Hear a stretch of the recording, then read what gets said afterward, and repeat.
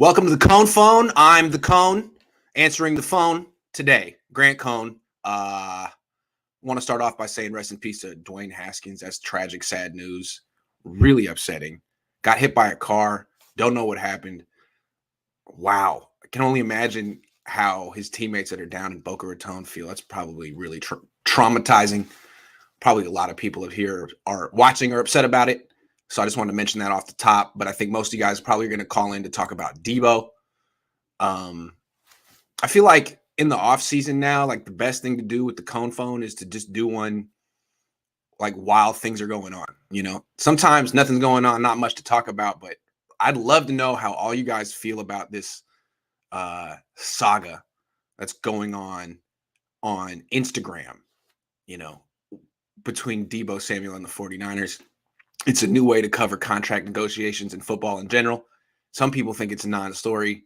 I'd love to know what you guys think. Eugene's first in line. Let's take our first call. Eugene, what's up, man? Yo, what's up, Grant? How you doing, man? Good to see you.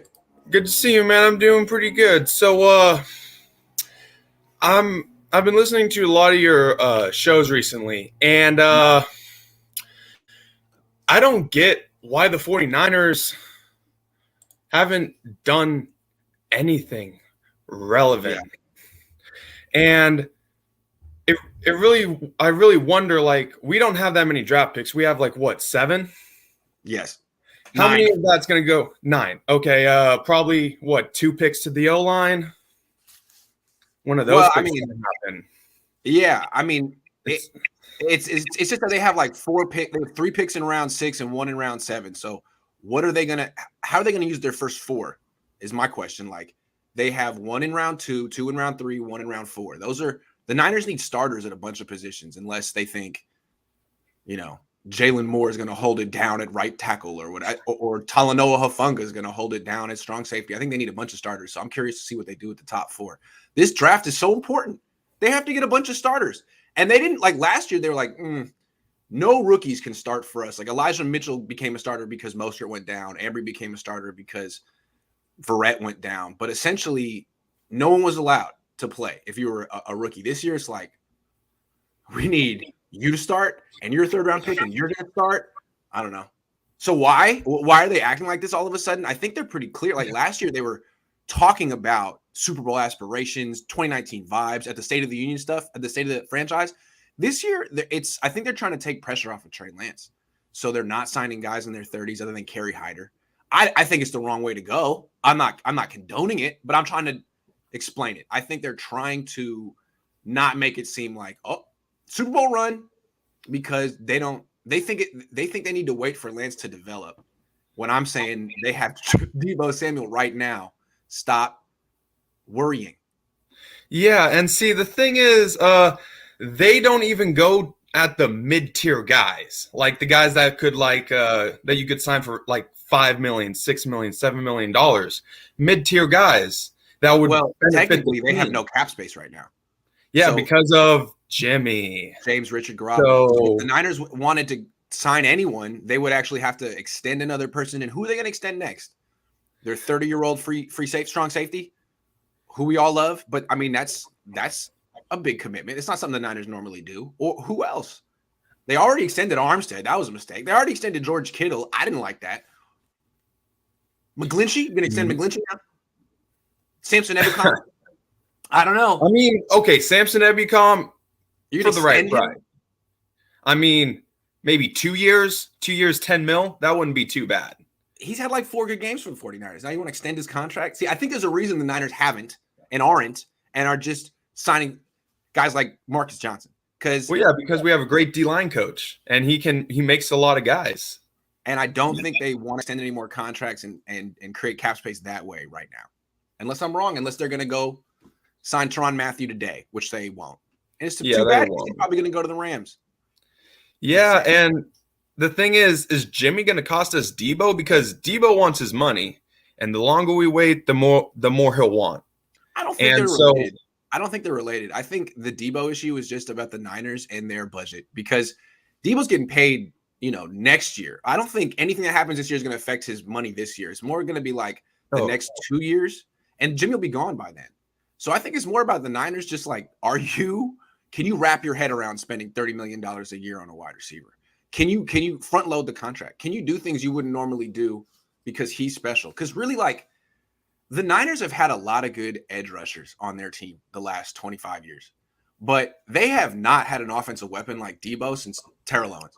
Like Deebo, this guy is different, and really without him, the Niners don't win. With him, they win. So I think they should probably get over themselves and probably tear up their I don't know, their budget for wide receivers and make a new one, because this is the new going rate. I got to take some more calls, Eugene, but is there anything you want to say before you go? What about Bosa's extension too? That's my last question. Bosa's extension, Bosa and Deebo. Doing anything on Instagram about his extension. It seems like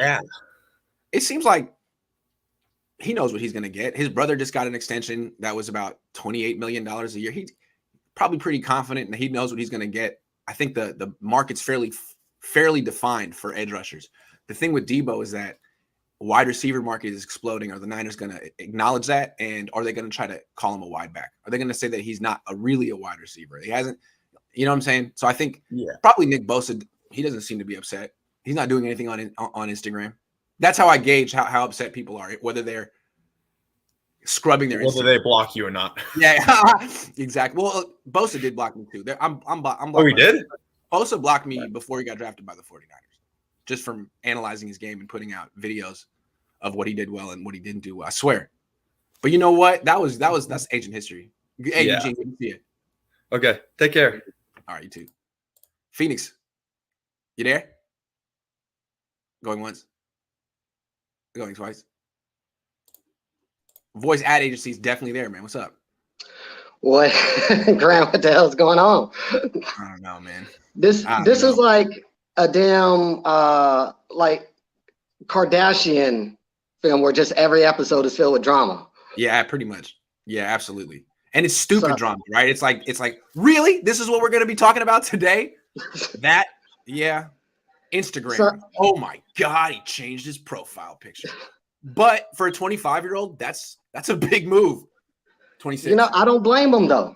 I honestly don't blame him. Like, shout out to our Facebook group, Niners World Order. You know, if you guys want to jump in there and just argue like Niner fans do, you know, feel free to join in. But this is the argument I've been having in my group. Everybody with Deebo almost says like they forget about his rookie year. The constant thing I keep hearing is that, well, we're going to pay him that much for one good year. And I'm like, we forget about his rookie year. Yeah. And then they throw his sophomore year and where he got hurt, he broke his foot in training camp. So we can't expect much. But we as Niners have a habit. We discussed this before where we pay and extend guys at the end of their contract and make them the highest paid player. Like, what do we say? There's 7 on our team right now. Yeah. How can you blame him for not wanting his money? And then the way that we use him, you know, he doesn't know if he might get hurt next season or everything. So he's trying to get his bag now. Yeah. I don't blame him. Yeah. I do not blame him for wanting his money. I don't blame him at all. People talk about that first year. It's funny, like they didn't use him a whole lot the first few weeks of the season when he was a rookie. Then he missed week 7 against Washington. The Niners scored 9 points without him. Then he comes back the next week. They score 51. Week after that, they scored 28. They scored 24, 36, 37. Like when he's on the field, their offense, especially when they had him and Mostert at the same time, it was like damn near impossible to stop all that speed. But just having Deebo on the field the last 3 years, I mean, you see the difference. Yeah, I mean, I looked up his offense sucked. And in 2020, when they had him and Mostert against the Rams and Nick Mullins was the starter, Nick Mullins, who everyone hates, they won. Yeah. They freaking won because Deebo's that important. Yeah, I was looking up his stats. He had an average of 14.1 catches in his rookie season and 11.3 in rushing. That was what he was averaging. Yeah. He was doing the same thing back then. Yeah. That he's doing. Well, actually, he's just doing it. Yeah. No. Like, Deebo's issue isn't him. It's been Kyle's usage of him. Kyle figured out, I need to get Deebo the ball. Oh, I should probably hand him the ball. Oh, he's averaging 7 yards a carry. Maybe he gives us our best chance to win. Like, yeah, Kyle. Where was he at the end of the Super Bowl? Oh, yeah, Kyle forgot to call his number. Agreed. Where was he at the end of the NFC Championship game? Same thing. Not his fault. And we both actually talked about this at the end of Jacksonville, where they were running him a lot more. And we said, is this a ploy to maybe try and shorten up his contract highly to save irregular, money? right? Like, why would you do that? Yeah. Yeah. You're winning and by now 30 something, and that's your best player. And like, now's when you stop. You got the game in hand, but they're like, no, keep going. Like, okay. Yeah. All right. You're running back now. Uh-huh. So I know you got to take other calls, but I got two more subjects I definitely want to discuss. Go ahead. All right. So let's get into Trey Lance. Okay. Because you've been very vocal about that he throws too hard. Okay. I don't believe that. I believe that at the start of games, when you see him, he's amped up and he's just letting it rip. I think once he starts to settle in, he throws it with touch. But what I was talking about, a comment that I think I said with you and Sable on, is that on his rollout passes, let's say it's a play action and they're rolling out to the right, he throws directly to the receiver instead of leading them open, away from the defense. And I think that's what he really needs to work on. Yeah, I think so too. It's a big part of the Niners game. Yeah, I think with reps, that's just going to come naturally. Absolutely. Yeah. I mean, that's not a big part of Jimmy Garoppolo's game either. They didn't move the pocket for him very much. But I remember with Trey Lance, there was like there were two of those throws against the Texans. One, I think he missed in the flat. The second was a little bit, I mean, it wasn't super accurate, but he hit a lot. Like to Juice, right? Yes. To use Jackie, he hit Elijah Mitchell later in the game, touchdown. He's got to hit that because the bootleg is going to be so dangerous for him. Exactly. It seems like almost like he sees the guy open and he just wants to get rid of it and get it directly to him instead of just kind of settling in and throwing. I just think that that comes with once he adjusts with the game speed of the NFL. Real quick, what you said about Lance throwing hard, I agree with that. And the thing is, I just watched him in training camp all year. And if you think about it, training camps, you get about 15 throws. So it's like he never gets to settle in. It's an hour and 15. You're trying so hard to impress the media and your fans and your coach. Not your fan, the players and the coaches and all that, and get 15 throws. So I saw a lot of overamped Trey Lance last year. And it was interesting to actually see him settle down in the Houston game. Great. Yeah. Last question I have for you.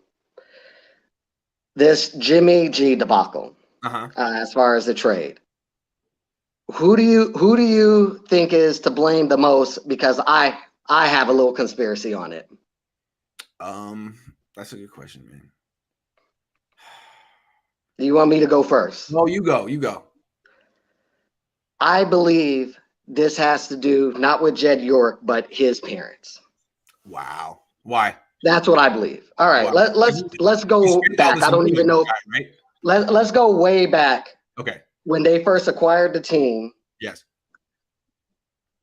Jerry Rice should have been a dude that no matter what retires with us. Yeah. Whatever he wants, give it to him. He's going to retire a Niner. They wanted to go into the instant savings. I remember way back then, this is when we were it was just horrible to be a Niner fan. But do you remember there was a report like players, they were trying to save on their bottom line so much that players had to wait till certain points at a time to get Gatorade. Like the Gatorade thing was locked because they thought that players were drinking too much Gatorade and familiar. Yes. Yeah. So to me, it's like they are so out of touch with football and they just look at the bottom line. They would be dumb enough to, we're not getting we're not getting the offers we want for Jimmy. You know what? Just say that we are. Say that we're getting 2 seconds and start to leak that out there, and then the offer should come. Well, that just seems like somebody. I can see John and Denise being like, "Look, we spent $110 million so you could have this quarterback that you say you needed. You can't cut him. You need to get something back for him." I could see them saying that because it's like at this point, smart football people should realize the best move you can do for your team is to just cut him and create cap space. But get that cap maybe space. The person cutting the checks the last 5 years are like, no, I'm not going to let you cut him so you can spend more money on more players. Like I just spent $110 million on him. Get something for that. Yeah. And meanwhile, last thing I know you got other callers. Meanwhile, I think we've really missed a short window because I look at when we had Kaepernick situation, what do we have? We had elite defense. Yeah. We had great offensive weapons around him to where all he had to do was just kind of do his job, not turn it over. And that's what we got with Trey Lance. Yep. The offense is pretty set with the exception of offensive line. But if we could have just plugged and made our defense elite and he just manages the game, and when that explosive play is available, just connect on it. But I think it feels like a little mini rebuild right now. I mean, all the 30-year-old free agents are gone. You're starting a bunch of guys who are unproven, including the quarterback. I mean, we'll see where it goes. Yeah, I think we've missed the window. I think we really have. I think they agree. All right, man. Good to see you. Appreciate your time, Grant. Take care. Philip with a Y. Are you there? Hey, Grant. How you doing? How you doing? Good. What's up? So, who do you think is going to be the 49er that breaks out next year, that absolutely goes off? Let's say Brandon Ayuk, the obvious one. I think it's going to be the entire 49er cornerback core, like the entire thing. The entire thing. So I think they're going to slide Mosley inside. Okay. Let Ambry play on the outside. All right. And Ambry. I think I think Mosley can do just enough to hang with Cooper Kupp. Okay. So I think that eliminates that big hole that we have in our defense. Okay. And then all the turnovers just start coming in. And that allows the offense to blow up. My question with the corners is how is D'Amico going to use him? Because last year, D'Amico was very aggressive early in the year. Like, I want my guys playing press, man-to-man, jam, press man coverage. And that resulted in a lot of penalties, a lot of like pass interference, holding penalties, and big plays. So halfway through the season, D'Amico was like, all right, you guys just play 9 yards off. Don't get beat deep. Don't commit penalties. And if you got to give up, first downs on 3rd and long, so be it. So they stunk on 3rd down, but they didn't give up big plays. How are they going to use the corners this year? Because with Charvarius Ward, I think the whole idea is to use him, aggressively. But in Kansas City, they did that in 2020, and he committed 11 penalties. He was like Josh Norman. He'd give up a quarterback rating of 103. In 2021, they did much more zone to protect him, and he didn't commit those penalties, and his numbers were much better. I'm just curious, can Charvarius Ward do what the Niners want him to do? Like, maybe they have a really good pass rush, so maybe he can, but there's a little bit of Josh Norman to him. That's all I'm saying. Sorry. I think he's going to do really well. I think his hands are going to improve. He's getting older. He's going to mature in that role. But another question I have for you is, if we put you in John Lynch's shoes and teams started calling about Deebo, what would you take? What would you be asking for? I'm not trading Deebo. He's the best player in the league. I'm not trading Deebo. So I'm giving Deebo a front-loaded contract that gives me an out after 2 years, and I'm selling it to him as, look, you can get your $70 million guaranteed in 2 years, and then you can hit free agency again in your 20s and get another big payday. And if you keep crushing it, we'll renegotiate your contract and keep you here for life. But right now, I mean, the Niners are going to have a bunch of cap space in the next 2 years because Jimmy's going to leave and Trey Lance is going to be making like $8 million. Give him money. You can afford it. And the whole getting rid of Deebo Samuel as a way to break Trey Lance in is crazy. It's like I don't want to compare Deebo to Jerry Rice, but just in terms of importance to the offense, that would be like, okay, you're moving on from Joe Montana to Steve Young. Let's trade Jerry Rice now and get some picks to help out Steve. Like, that's not going to help out Steve. What would help out Steve is Jerry Rice. So that's the way I look at it. I would not trade Deebo. I think if the Niners traded Deebo, it would be like trading Forrest Buckner, which I was against. I wouldn't do it. This guy's 26. You don't trade a 26-year-old guy in his prime like that coming off an all-pro year. You trade Kittle. I'm sorry. Anything else? No, I actually think that you turned me on to the trade Kittle. Thanks. I mean, I feel like there's a lot of fans right now who are sort of into trading Deebo, and it's like, man, if you're into that, can we just double back and talk about the Kittle discussion? Like, that dude's almost 29. Deebo's way better than Kittle. Wait, hold on a second. I think people really like Kittle, are emotionally attached to him. He's kind of the face of the team. Yeah. Anyway, Philip, thanks for calling in. All right, thank you. Peace. Jaden, hold on. Let me get the real one up. Cohn, phone, Cohn. Boom, there it is. Jaden, I'm going to come back to you because you're still setting up. You ready, Jaden? You ready? You ready? All right. What's up, man? How you doing? What's up, Grant? How you doing? Good to see you. So basically, I watched some some James Cook film. Okay. What do you think? I like him. But Right. Yeah. was he a secondary back? Yeah, he was in a committee. It's true. And you'd have to take him in the 3rd round. Yeah. Probably should just do what the Niners always do and just get an undrafted free agent or two. I mean, it's not that hard to find. Well, I mean, like, you can do that or that Pierce Strong guy, but I'm pretty sure that Pierce Strong dude, he's more of like a inside guy. Yeah. I mean, really, the Niners need a lot of running backs. Like, they need to me, like, they need the Mostert replacement, the guy who can get to the edge, but they also could use a 3rd down back because I don't really think JaMychal Hasty's that good and as a receiver or as a blocker. Like, maybe Elijah Mitchell could do that, but I think they could use a couple of different running backs. But again, you can get these guys after the draft as undrafted free agents. There are like 1 million running backs in the world, 1.5 million. Well, I think that Trey Sermon, I feel like he could fill the like the receiving back role. Maybe, yeah. Maybe he could do that, and then Elijah Mitchell could hit the insides while we have Jeff Wilson going to the outside.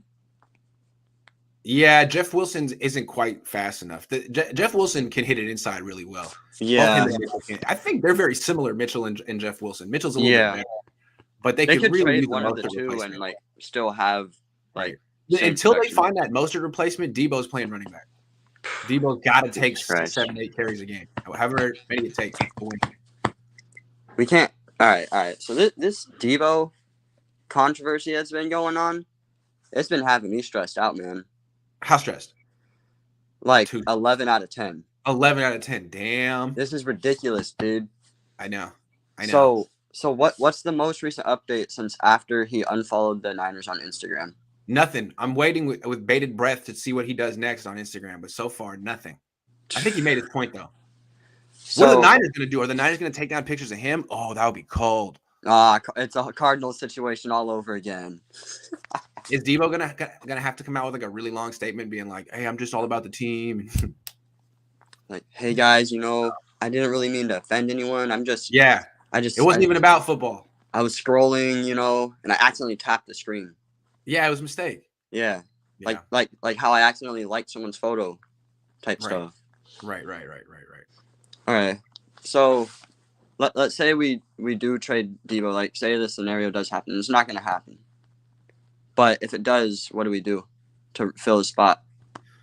Oh, seems like you need multiple players, right? You need a starting running back and a starting wide receiver. So you would need, I mean, maybe you get that. Like, theoretically, if you trade Deebo, you get a 1st-round pick and a 2nd-round pick this year and probably a 2nd-round pick next year at minimum. That's too low, yeah. But, like, how good are the Niners at drafting? Are they really not going to whiff? I don't know. They took Dante Pettis in round 2. Yeah, that's what I'm saying. That's what I'm worried about them doing in this draft. Like, them taking a fucking backup quarterback instead of taking what they actually need to. Hey, they need a backup quarterback too. They do, man. Nate Sudfeld cannot play a game. Where's Robert Griffin III at? I want him to be the backup for Trey. Robert Griffin IV at this point is who they need. Anything else? How you doing? I'm hanging in there, man. Hanging in there. This Dwayne Haskins news is a downer. I know. More death and tragedy. Can't escape it these days, man. I'm sorry. Like, he didn't deserve it, man. No, of course not. Absolutely. It's terrible. He's 24 years old. Let's get a moment of silence for Dwayne Haskins.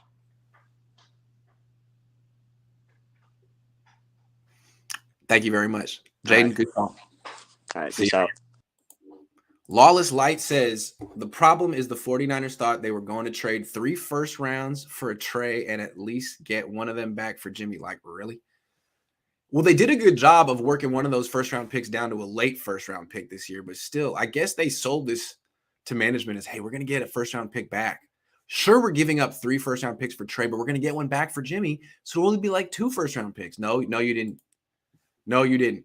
Barry and Niners says, I think the Niners are negotiating with Deebo, the new parent, not Deebo's greed. Huh? He probably sees it as his one shot to secure his son's future money-wise. Oh, Deebo's parent. Nah, I think Deebo just sees what the market is, and he's trying to, like, seize the moment, Hey, if you don't want to pay me what wide receivers are currently going for, let some other team pay me, because I'm sure another team would be dying to pay Deebo Samuel $30 million a year, right? I just got in here. Did you hear about Haskins? Yes, I did. Awful. All right, let's talk to Freddie. Yo, what's up, Grant? What's up, Fat Five Freddie? How you doing? Man, I'm doing good. Saturday morning, trying to watch some Grant Cohn. Oh man, I appreciate you, man. You know I got you, man. What's up? I'm trying to watch some Freddie, man. What's up? Okay, well, let me get my hot takes. Man, about 3 months ago, I think I said it. I said, man, we're gonna trade Deebo. I said it. I got called a crackhead. I'm drunk. You remember that? You always got to hold your ground. Hey. Well, nah, man. I look at it. It's just a business. That's what I mean. I've been watching other shows. I mean, you're number one, but this is just what it comes to. Yeah. So do you think that they're still going to trade him? Here's what I think. I think the 49ers are not going to be the Cardinals. They're like, we're the 49ers. We're like the Steelers, Green Bay. We're not going to let some punk 1 year person dictate to us. And that's what's happening. We do it, the Patriot way. We do it the Niner way. And I think we can say goodbye to Deebo. That's terrible. I'd like to do it the Cardinals way, where you held on to your best players and you don't get into a stupid pissing match with your best players. Not that they are. I don't know that they are. Right. But dude, get over yourself. You should just be happy that you have Deebo Samuel. When was the last time the Niners had an offensive weapon like that, a wide receiver? It's been 20 years. But look at some of the wide receivers they've drafted between Terrell Owens. They drafted Terrell Owens in 1996. 96. I hear you. Look at between that and 2019 and Deebo. That was. But Grant, it's 49ers above everything. They don't look at it like the Cardinals. They need to sell tickets, so they're gonna do whatever they can to placate their players. The 49ers, it's the 49ers above everything, and they know that. They know that people want to play for the 49ers, so they're not gonna give in. That's just. Yeah, and I don't think Deebo should give in or will give in, and that's why this is getting really weird. That's why you keep it's like the Jets are waiting. The Jets are monitoring the situation. Yeah, because they see what's happening. Robert Saleh knows how the Niners work. The Jets need to sell tickets. They need somebody, so they're going to do it. They also need to win. How about that? Winning they need hope. They need hope. We don't need hope. 49ers are going to sell regardless. Hey, man, if you take Deebo off this team and turn it over to Trey Lance and they win 5 games, the fan base is going to hate Trey. They're going to hate Kyle. They're going to hate John. Are you kidding? That would be terrible. No, I hear you, but here's the thing. They're just going to reload with all the draft picks. And that they're going to sell the hope. That's what they're going to sell is all the draft picks. We're going to build. Look. They've been selling hope for 25 years, though, man. They got but the reality is that every team has a window. That was our window, and you see the mass exodus. So we might do 5 games. I'm a realist. Not with Deebo on the team.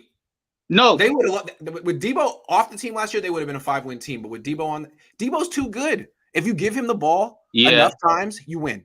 In my opinion. I hear you. It's like him and Jamar Chase. Too good.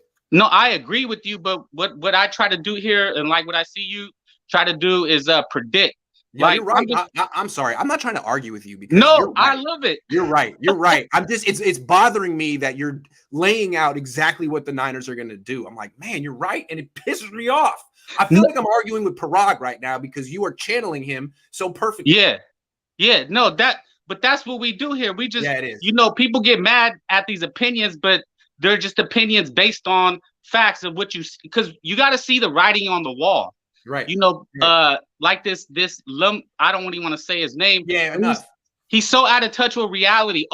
It's irrelevant. So he's going to get signed. It's a non-story. That's what he keeps saying. A lot of people keep saying it's irrelevant. He's going to get signed. None of this matters. It's the Niners have this under control. Okay, because they're out of touch with reality. Yes.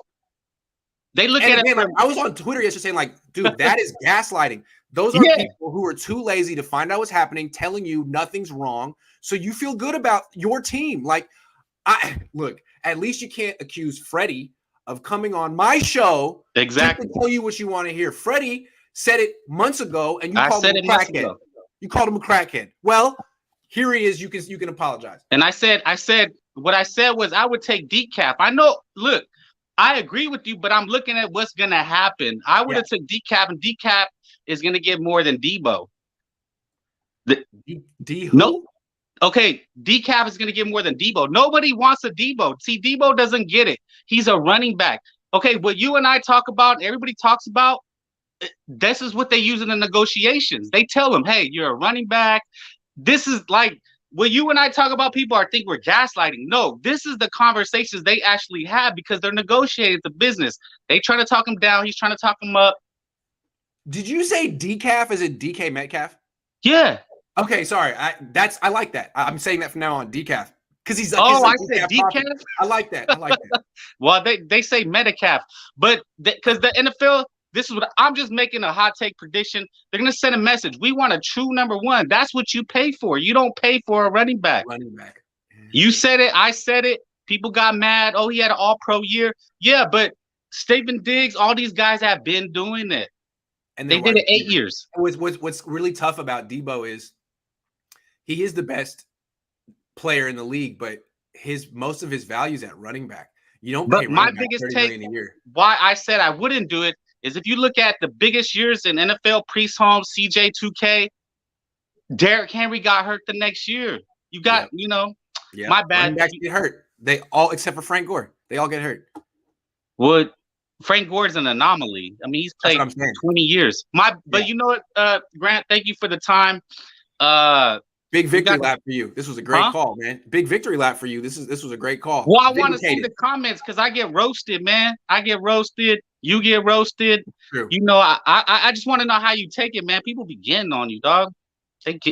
But you say the same things that national TV say. I don't get it, man. It's a cycle. I've been doing this for a long time, and what happens is Niner fans usually don't like me in the offseason because Niner fans just want to hear that everything in the offseason is working. The plan is working. The players they brought in are good. The players they let go were trash. Yeah. And then I usually don't do that. A lot of people be like, "This is good. This is good." But then, like when the season hits and the Niners let you down, people are like, "Oh man, Grant's been saying this like for 6 months." Yeah. And people be like, all right, and then they like me, and then the cycle repeats itself the next year. It's like, actually, but shut up, Grant. You gotta separate your fandom from reality. That's what I say. Freddie, thank you, Grant. Good to see you. That was amazing, man. Freddie's moment. No Border Sports. What's up? What up, man? How you doing? Hey, shout out to Freddie. Shout out to Freddie, right? That was like, oh, I didn't forget what you said about who called me a crackhead. Where was that guy? So the only thing I think is he's not necessarily totally a running back because some of the magic that he does is in like, a wide receiver mode as, doing those sweeps and stuff like that. But, other than that, even more of a wide receiver with a quarterback who actually uses the whole field. Like really, you know what I'm saying? He had to be a running back because Jimmy's the quarterback. Jimmy can't throw the ball more than 10 yards in front of him, 5 yards to the side. Like, it's a very small field you're working with. So I wasn't even going to call in today, but you were talking about the contracts and how Bosa was handling it and how Deebo was handling it. And it got me thinking, like, Deebo's handling his posture in this whole situation is what the posture should be from the team. Handle it now, get it out of the way before it gets any more expensive. Yes. But he's pushing it right now. The longer he waits, perspective, he should just wait, right? Like let DK Metcalf come. Like why wait, dude? You're gonna get more money the longer this goes. Yeah. So to me, it seems like either he's wants to be a Niner, like for a good chunk more, and he wants to get paid at the same time, or he knows he can't fulfill the same stuff next year because if you think about it, if Trey Lance is starting, Deebo's going to have better chances down the field to show that wide receiver talent and whatnot. And he might not be forced to be in the backfield as much because with Trey and whatnot.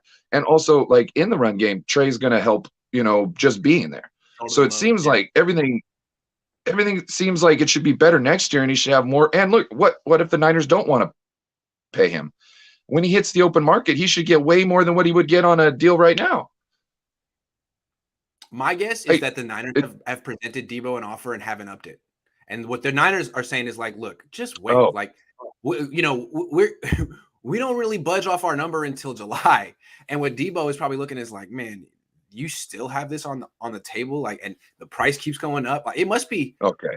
It must be. That's my guess. Is that the Niners has presented an offer and they're haven't moved yet, and they're trying to. They don't understand why Deebo's getting impatient. It's like, dude, talk to Fred Warner, talk to George Kittle. We take our time, but probably from Deebo's perspective, as long as that offer's on the table and it doesn't move and the price keep going up, it's probably like more and more of a slap in the face every day from his perspective. I'm just guessing, but doesn't that seem kind of like how the Niners would do business here?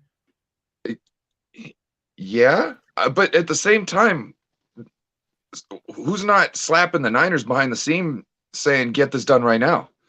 How do you see all these massive contracts? If it's not explode? Kyle, it's going to be no one, right? If it's not Kyle, it's not going to be Jed. Jed trusts Parag. Parag's the one who's tight with the budget. Like, it's not going to be John and Denise. It's going to be Kyle. And remember, Parag almost walked away from Trent. Now, I might have done it too because I think it's important to have a good offensive line, not a great left tackle, and look at him right now. But Parag was going to walk away. Kyle called and said, get it done. Same thing Trent with Mostert.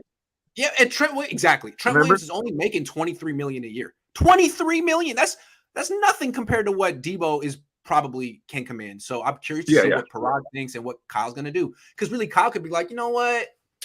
I don't need to spend $30 million a year on an offensive weapon who plays running back.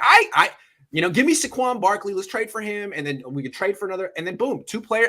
I'm great. That's the scary part here, because Kyle's ego won't allow him to be like, well, I can create a left tackle. No, you can't. Your scheme can't create a left tackle. You need Trent Williams, but you can scheme people open.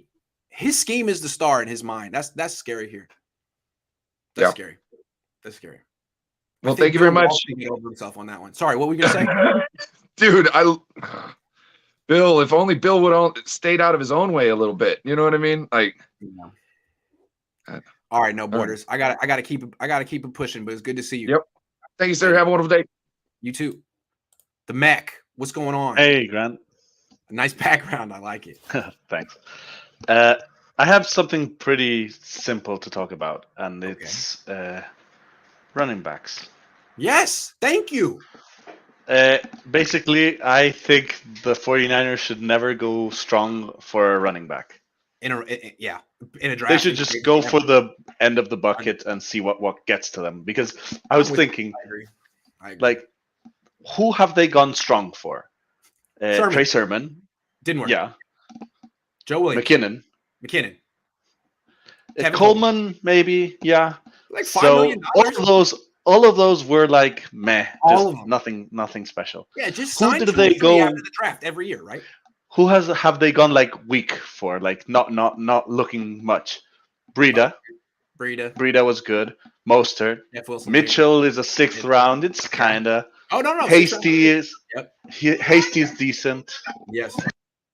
I'm with you. I totally agree. It seems like the Niners have a proven formula. Just sign 2 or 3 undrafted free agent running backs every year, and one of them will work out. The problem is, I think the guy who had the eye for that is Bobby Turner, and he's taking the year off. So maybe the Niners can pay him under the table to just look at prospects and be a scout from home. Just point at one and say this one. Yeah, please. Like, come on, because he's a savant. He's been doing that for. And it seems like every offseason there's like 2 or 3 of them competing for the 4th role, and like they always work out. Agent, the next Mostert could be an undrafted free agent. Like that skill set is kind of a dime a dozen. He was a wide receiver in college who was never a starting running back at Purdue. Doesn't matter.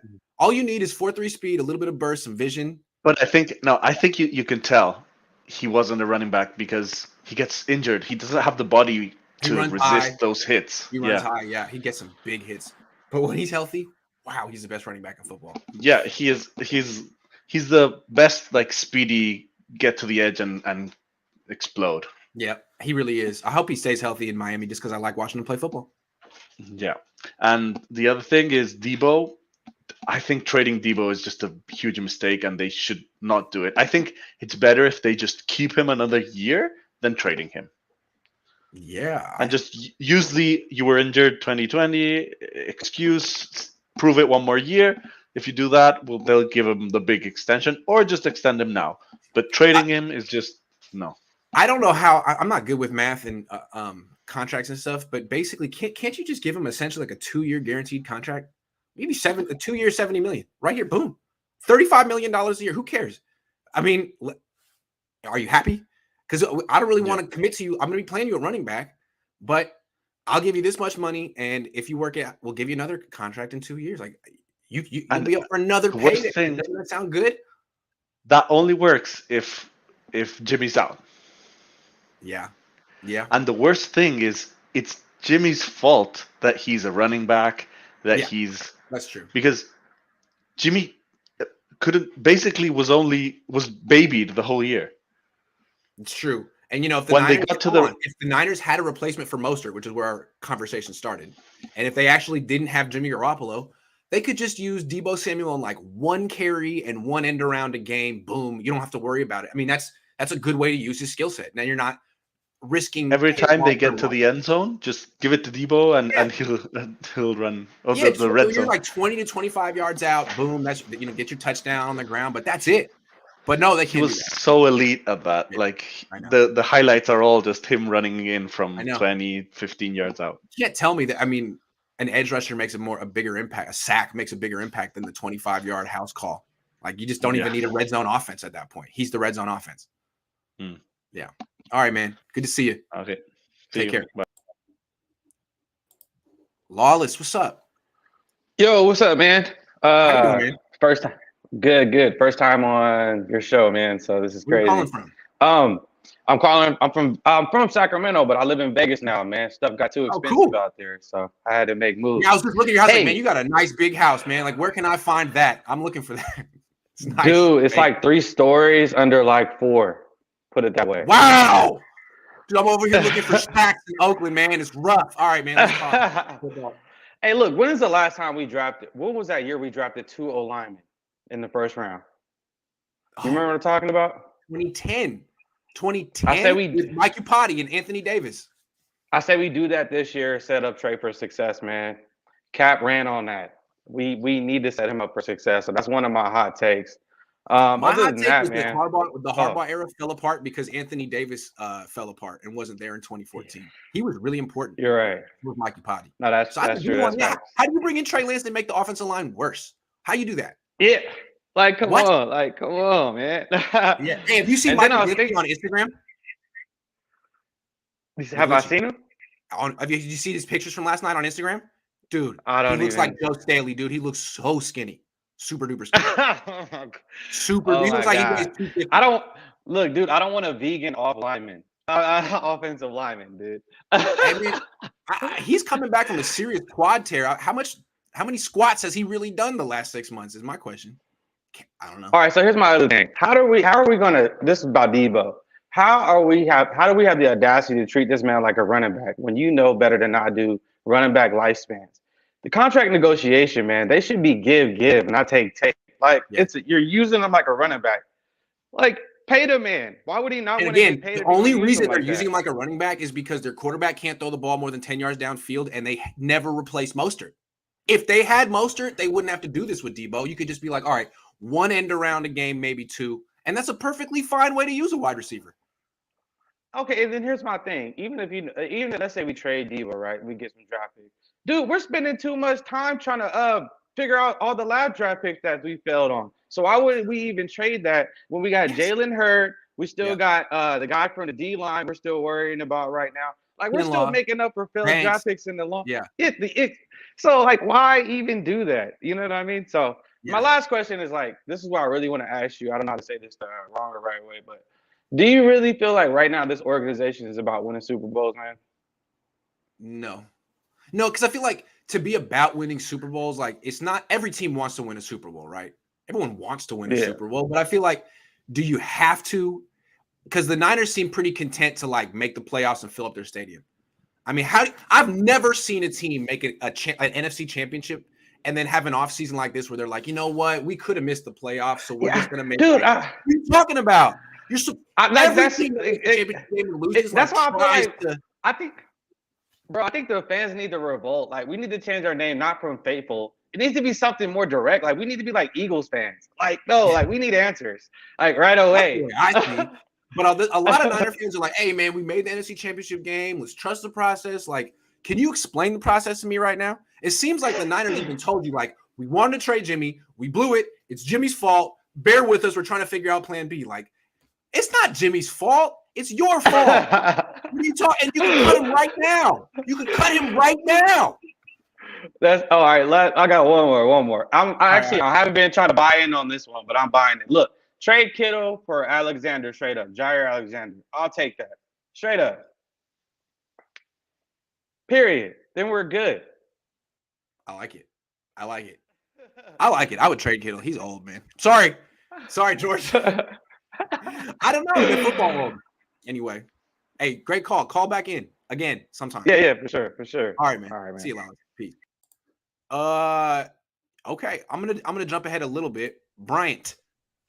Hey, how are you doing this morning? Good to see you. Fantastic. So I wanted to call in. I want to touch a couple of things I was thinking about. Like you just mentioned, if Mostert didn't get hurt last year, Deebo wouldn't have been played the way he got played. That's right. His stats wouldn't have been the same. Nope. So I'm thinking like, okay, we live in California. Well, I do. You do. And Deebo plays in California. So the state taxes are what they are. So for him to get paid right now and not wait, because if he waits, he'd get paid more, right? Yeah. So if he gets paid now, do you think that's kind of because you're thinking maybe Trey Lance is going to come in and he's not going to get the same targets he got with Jimmy? He can't really claim to be like the best on the player. He can't say, "Oh, I'm the heart and soul of the team," if they're not giving him the ball every down. And with Trey throwing the ball downfield, I don't think Deebo had a problem with Jimmy Garoppolo at all. I think Deebo realized, hey, I'm by far Jimmy Garoppolo's favorite target. Keep my mouth shut. Fine by me. Yeah, I don't know. I think he might be open-minded. I mean, if Trey Lance is smart, he's going to feed Deebo Samuel a lot. See, to me, I don't know where Deebo's coming from, but I would expect Deebo's numbers to improve the way Cooper Kupp's numbers improved when he was working with Stafford, because Stafford wasn't dumb. I mean, Lance isn't dumb. I know he has a personal connection with Brandon Ayuk, but there's a difference between Deebo and Brandon Ayuk. See, I got this thing. It's like with Trey coming in, the offense can open up. At least that's what we all are hoping. So if it opens up, Juice can get involved. Kittle can get involved. Brandon Ayuk can get involved. Maybe Dwelly. You won't have to give Deebo the ball every down. You got Mitchell. You got just too many people. And with Mostert getting hurt last year, that was our big zoom guy. That was our speed guy. So what else could we do? Like Jimmy, he's limited. He might be good in certain areas, but he's limited. So I really think that's what's happening right now is Deebo wants to get paid now because he knows the stats for him next year won't be the same. And he has been injured. He's been injured almost every season we've had him. And for him to be like, I want to get paid. Well, everybody wants to get paid. But do you go on social media and say, Grant, do you go on social media and say, my employer isn't paying me enough? Can I get more money? No. Well, here's the thing real quick. I feel for Deebo, like the difference between him and Bosa, who are worth similar amounts. Mm-hmm. Bosa is on the field. He's in control of his destiny. He rushes. It doesn't really matter what DeMeco Ryans calls. It's not like DeMeco's going to put him in coverage, right? He gets to rush the quarterback when it's a pass play and he's on the field. With Deebo, it's very contingent on Kyle calling his number and the quarterback getting him the ball. And as we saw at the end of the NFC Championship game, Deebo couldn't get the ball to himself. They can screw him. They can play him at running back. They can throw the ball to Brandon Ayuk or George Kittle. And it's like all to spite themselves or whatever. So I feel for Deebo. I mean, he could be like, I don't know how they're going to use me next year. They might use me like a running back again and then use that against me in negotiations, which is pretty messed up. Well, I think if they use him as a running back, he'll get the ball more often. If they try to use him as a wide receiver, he's dropped passes. He's dropped easy passes. And they got other guys who can catch the ball too. And Lance throws harder. Yeah. So there's a lot of intangibles right there where I really think he might be just considering his options because what's a playbook going to look like next year? They're going to go deep. They're going to go deep a lot. And when they go deep, it's not going to be Deebo. But hey, Grant, thanks for having me on. I'll call again. And man, stay faithful, everyone. And rest in peace, Haskins, because that was terrible. But everybody just tell your loved ones you love them. We're not guaranteed tomorrow. All right. Thanks a lot, Brian. I didn't want to argue with Bryant, but the one thing I would say is I'm not so sure that Deebo won't be the deep threat. Deebo's faster than Ayuk. Deebo's the fastest wide receiver the Niners play. And when the Niners went deep with Lance last year against the Seahawks and the Texans, it was Deebo that caught both passes. So what I'm saying is I think we're going to see a better Deebo this year with Trey Lance, a better wide receiver, a more complete player, not a guy who only runs slants and plays running back is my prediction. Hey, C. Diggy, are you parked? Are you driving? You parked? All right, cool. Let's do this, man. What's up, man? How you doing? Cohn. Yo, what's up?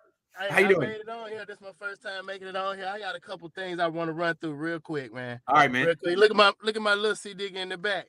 Nice to meet you, man.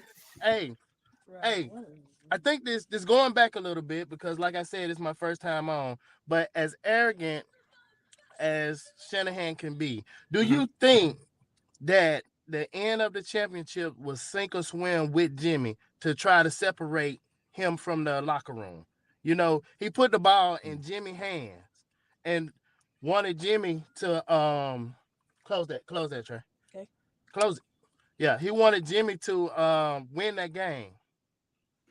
I see exactly what you mean. I see what you mean. I feel like people had this theory at the end of the Super Bowl too. Right. So it was like totally on him to make it or break it, because he has the locker room. Yeah. Like he has Deebo, you know, he has Kittle. So by forcing him to make this play, to make this play, it should let people see, hey, what is he? This is what he is. I see. So it's like, from Kyle's perspective, I'm not gonna let Jimmy Garoppolo get carried to a championship, and that way I'm stuck with him the rest of my career. Not gonna let that happen. If Jimmy's gonna be a champion, he's gonna have to earn it. Right. And that's and that's arrogant because you never know if you're gonna make it back. Exactly. You never know if you're gonna make it back. Like you're at the finish line, you're like, I have to win a certain way. It's kind of like with the Seahawks, right? Where like they're at the goal line, they're like, we don't want Marshawn to get the glory because he's not the face of our franchise. We want Russell to get the glory. Okay, now you lost. Right. Yeah, now you lost. Right. Now you lost. The other thing, man. So we have these guys, right? We have all these guys behind, you know, and I keep thinking about like Mostert was better than Tevin Coleman to me, you know, and he didn't get carries.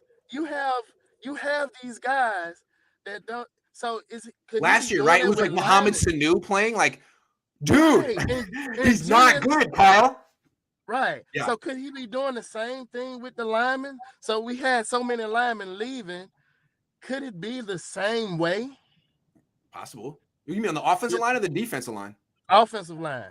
Yes, it could be. Absolutely, it could be. You know, it's just, you know, just a thought, man. You know, a positive thinking because again, like they totally breaking a lot of things up on the team, and I'm like, oh man, you know, like we want to win this Super Bowl, but then we got all these transactions, all these things leaving. You know, like you want to keep it as tight as you can while you can. You know, but doesn't it seem like they're like the Niners are like, well, hey, we're going to a first-year starter at quarterback who's basically a rookie, so we don't want to create the perception that it's like, yeah, you are supposed to be a Super Bowl. You're the sixth best odds to win a Super Bowl with Lance. Make a push, and they're like, nah. Next year, it makes more sense to make a push next year because what you have in Lance, I mean, you know, okay, it's unknown. But Jimmy's unknown. Thank you. You never know what he's. Look at how far you've gone in spite of your quarterback the last 3 years. Right. Like it's not about your quarterback. Keep the team strong, you know. Yeah. And again, like if and I don't want to see him go, but I understand it's a business, and I understand that from both perspectives. From him, you want to get as much as you can while you can. Yeah. From them, you got to prove in yourself that you can handle it, that you know your body can handle it. You're gonna repeat the same numbers. This wasn't a fluke, you know. But if he goes, like, I wouldn't be surprised if he tried to get Julio or somebody. You know what I'm saying? Has he signed with anybody yet? I don't think so. He's always trying to get someone that used to play for him. Like, That dude, played stop. for him, right? Always. So I It wouldn't be was Sanu surprised last year. Yes. Right, Yep. right. So I wouldn't be surprised. Like he'd be like, okay, we can let him go because we can get a deep field threat in Julio, and stuff like that. I just wouldn't be surprised. I don't know what Julio still has again because things haven't revolved around him. Right. It wasn't revolved around him in Tennessee. So, but you bring him somewhere, you still got IU, Kittle, and Juice. You can kind of get some things together. And I'm not all the way out on Sermon. You know what I'm saying? Because I've seen some flashes of what could have been good. Yeah. Of course he has to hold the ball, but I said, the one game he came in, he hit the hole. He was up to 10 yards before he fumbled. You know what I'm saying? So clearly he has some ability. And he fumbled because he got like hit in the head and concussed, if I'm not mistaken. Right. It was a dirty play. Yeah. So I'm not saying that he's a bust yet, No, I'm not saying it's some things that that still is unknown. Again, because you don't know what Kyle likes and what he has to see to make him play a player, Yeah, man, I don't get it at all. Sometimes I feel like he doesn't even watch. Like he's got it stuck in his head. Like Mohamed Sanu is so good. And it takes him until week 11 to be like, I think I should, or until Sanu gets hurt and Juwan Jennings gets in, like, oh. And that's my whole thing with Lance last year. Like, you're telling me that you determined in practice that Jimmy Garoppolo is a better quarterback. Like, you're not so good at your track record of determining who to play based off practice and training camp isn't so good. You thought Trent Sherfield was better than Brandon Ayuk coming out of training camp. You were wrong. Right. So you thought Jimmy Garoppolo was better than Lance. Maybe if you let Lance play, you would have actually seen the truth on that one. I mean, he had some awakenings with other players. Right. And I think what it is when you're in the spotlight with him in a game, you have to explode at that moment. Yeah. You have to explode at that moment. And because if Ayuk wouldn't have had the year that he had last year, would he be so favored by him? He did go get other receivers still, but it's a lot of things that you don't know what you have to do to impress him, man. But it's strange. It's strange. It's strange. It's strange. Hey, Grant, man, I gotta run. I gotta make some moves because, like I said, I'm in the car. Where you calling from? Where you calling from? I'm in Georgia. I'm in Georgia. Macon, Georgia. It's crazy. Thank you so much for calling in, man. I'm gonna be at the Atlanta game. I'm gonna be at the Atlanta game. Hey, I'm gonna look for you. Hey, all right, I'm gonna be looking for you. I'm gonna I'll make be on the field. That said, "Where's Iggy?" I'll be on the field, man. Good to see you. Okay. All right, see, all right, good to see you. Thank you, man. Real quick, we got NorCal Trocas says, what if we get 2 1s for Deebo and used one for Christian Watson, the other for a corner safety, and maybe Ayuk will have a breakout year? I mean, I would probably keep Deebo, but I wouldn't be surprised if the Niners do something like this. I think it's getting a little too. I think it's Buckner 2.0, man. BX Niner for life. You ready? All right. Sure. Yo, what's up, man? How you doing? Hey, what's up, Grant? I'm chilling. How you doing? Yeah. Well, my thing is, I'm afraid that we're gonna end up with Jimmy for the rest of the season. Me too. Why? Because in the beginning of the last season, when Jed George said if we have the money and the capital to keep Jimmy for 2 seasons for the rest of his contract, which would suck. Mm-hmm. And I agree with you with getting rid of trading Kittle, not getting rid of trading him. His play has declined since his big breakout year when he had 3-4 quarterbacks throwing to him. That's true. 2018. Yep. And ever since he signed his big contract, it's just been an issue with either getting hurt or not performing properly. Not getting the ball. Yeah, absolutely. Yep. Exactly. And Deebo, getting rid of him, we could get a lot of stuff for him, but getting rid of him would be a detriment to the team. Oh, if they got rid of him, they'd win 4 or 5 games this year. It would be. Oh, yeah. Yeah. Definitely. Yeah. They'll lose their second rank or number 1 ranked running back as well as their best wide receiver. Yeah. And the only reason why he's the best right now is because, unfortunately, with the quarterback we've had, he was limited to his skill set as a receiver. Yeah. So they had to find ways to get him into the game, which they did as a running back. Yeah. Playing him at running back wasn't about Deebo's limitations. It was about Jimmy's limitations. Yeah, that's what it is with Lance, and I agree with you. He is faster than Ayuk. Yes, you know, he is. I've seen it. More explosive, fast. Maybe like 60 yards down the field, Ayuk would hit another gear and pull away. But the first 40, 50 yards, Deebo's got him. Deebo's explosive off the line. Ayuk sort of builds speed. Yes, I agree with that. And if you get rid of Deebo and then you got Ayuk, yes, Ayuk can be a deep threat, but not as much as Deebo is. Because of the fact that Deebo is so well-rounded in his position, he will take a lot of two-man coverage downfield, which would open Ayuk up for deeper passes downfield because they're going to fall asleep on him. Yeah. See, to me, like Ayuk, his route, like where he's going to be best at in the route tree is like the intermediate level, ins, outs, double moves. Like he should be a really good route runner and get like 15 to 25 yard, like those kind of plays. But the 40, 50, 60 yard play, that's Deebo. That's Deebo. I'm sorry. I agree. Yeah, I agree. And with Ayuk, the good thing with Ayuk is he has some phenomenal hands compared to Deebo. Yes. And he's got the long arms. So exactly. He more margin for error. Exactly. Look at last season. There's several plays where Ayuk just extended his body outside. Tiptoeing the sidelines just to grab a ball to keep a play, to keep the game alive for them. Yes. You know, his hands are just phenomenal. Deebo has had issues with dropping the ball. Yes. Since his rookie season. And he has short arms. He does. So he's not necessarily the guy you want to throw that dig route over the middle because, one, his target is small with the short arms, and two, he drops the ball, pops it up, interception. Like, you'd rather throw that pass to Jennings or Ayuk. And that's his best play for Samuels is that dig route. Yeah, that's true because if he catches it in strides, touchdown. He's gone. Yeah, he's gone. There's no stopping him. I was watching someone was breaking down Deebo Samuel's running and his passing routes. And 95% of them are dig routes down the middle. And if he's open, like you said, he's gone. Yeah. He turns on them jets and he's gone. There's nobody stopping him. Right. That's right. But that's and it's been proven over and over again.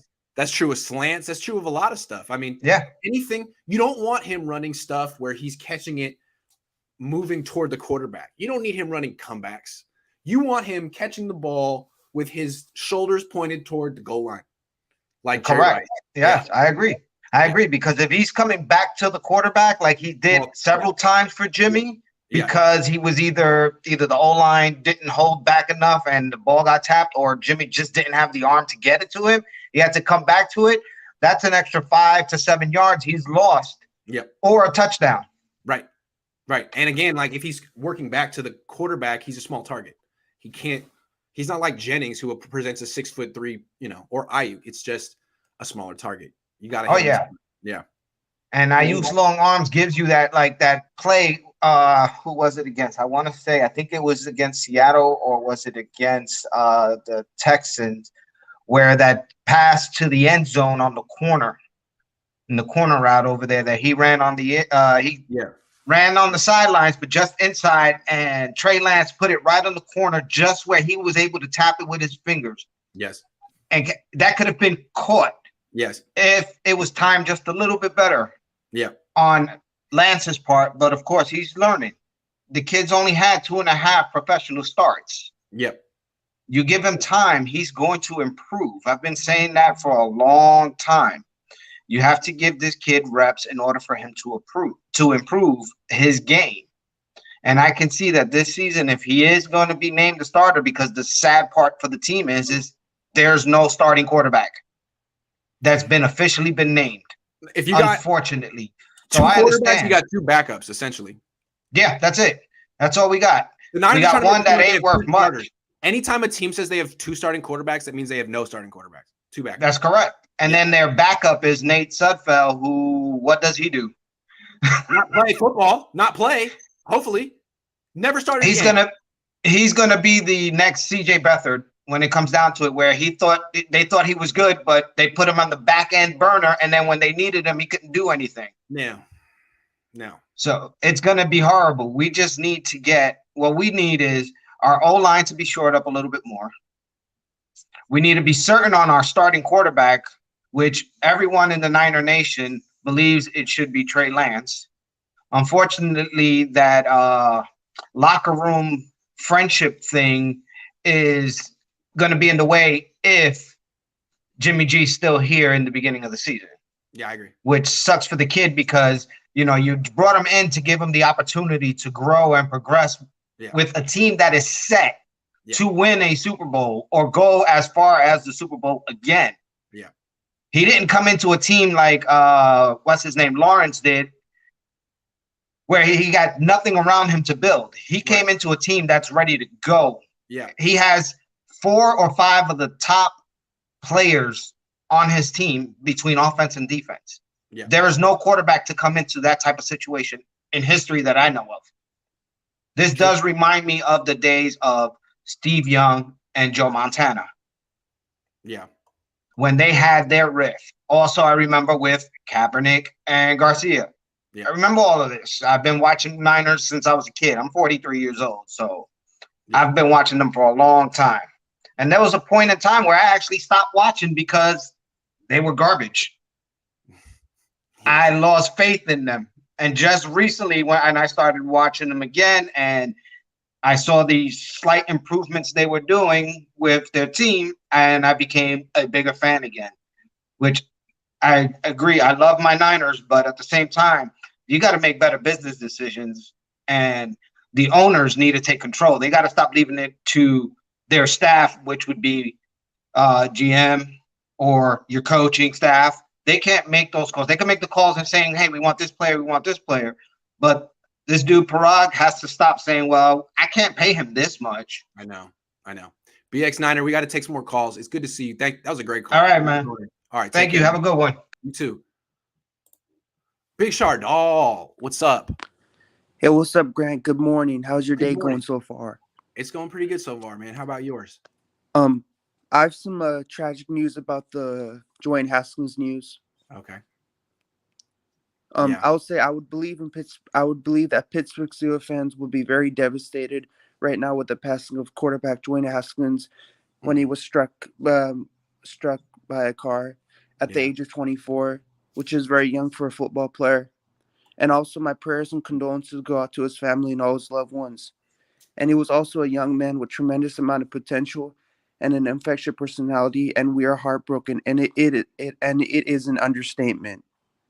You're right. That was well put. Well said, Chardal. Thank you. I mean, like, I'm not a Pittsburgh Steelers fan, but whenever somebody gets in some type of accident or injury like that really affects him in his career, it really hurts, man, because you never want to see a player go down at the age of 24.